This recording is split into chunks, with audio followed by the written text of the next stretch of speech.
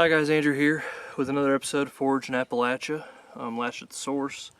I came down here filming, looking for some other wild edibles, and on the off chance I was looking for some morel mushrooms. And came to this honey hole on my property a couple times. 2 years I found good ones.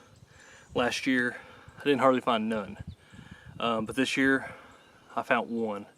I think it's probably the last one still alive after this last sprout or whatever it is. And I've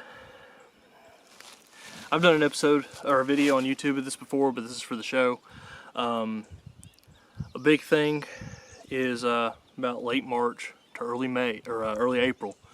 It's about the time in this area when they come out. It could be different based on elevation and temperature for that year, obviously. I found them as late as last week of March, and like right now it's mid-April right now at the time of this filming, and I found one right now. I've heard they can grow all the way up until mid-May, so it all depends on how really spring is going, how wet it is, and how the temperature fluctuates and all that stuff. Usually if the ground temperature stays above 40 degrees, it's pretty good conditions for them to grow. Trees to look out for when you're looking for morel mushrooms: elm, ash, poplar, dead trees, especially of what I've heard is fallen oaks and all that stuff. It's a good way to look for them.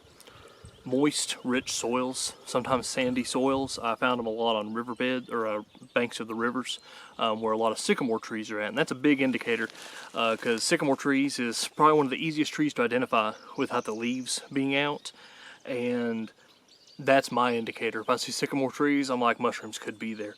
Another indicator is May-apples. May-apples is a plant that grows around the same time. It's got about 5 to 6 leaves, and it grows about a foot tall in May. It produces little seeds, if you know what it looks like. It's a time indicator. It's not necessarily a thing saying, oh, dryland fish or morel mushrooms grow where they grow out. A lot of times I find them next to each other or nearby, but it's more of an indicator because I can find May apples and never find dryland fish. And a lot of times I found dryland fish not around any May apples. So it's more of a time indicator less than a location indicator. But a lot of times the sycamore, for instance, is a location indicator. Usually if there's a sycamore tree, elm tree, poplar trees, apple trees, stuff like that, morel mushrooms may grow close. This morel actually was right on the four-wheeler trail. It's not usually where I find them. I usually find them in these thick briar bushes near this little stream bed, this ephemeral stream that flows down toward a creek further down the hollow, where I find them in this honey hole in these briar bushes. But that's pretty much it. There's a lot of, there's a really clear indicator of how to tell if it's a real mushroom or not, and mainly it's hollow. There's very few mushrooms that look anywhere similar to that. There's a false morel and another one, I think. And there's another species, the black morel, and this is the yellow morel that I found right here. It looks like it's starting to dry out, so it probably won't last much longer. I'm going to pick it and keep it open so some spores, if they haven't released, can get released while I'm walking out of here. I'm going to take a different path than I came in here, and hopefully I can find some morels in this path that I'm going to travel, because I've seen some morels up there before. And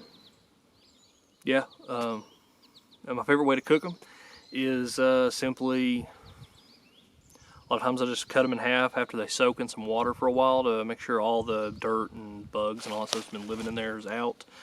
Give it a good thorough wash with that after you soak it.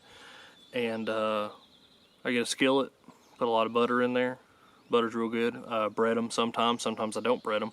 But usually if you cook them in salted butter, they take on a really extraordinary flavor. You can cook them in, you can boil them in water if you want. You can cook them in, cooking oil. I don't recommend that, but it's to each his own. I just find out the most flavor usually comes from cooking it in butter. So I hope you enjoyed this episode of Forage in Appalachia. Catch you on the next one. Make sure to like and subscribe.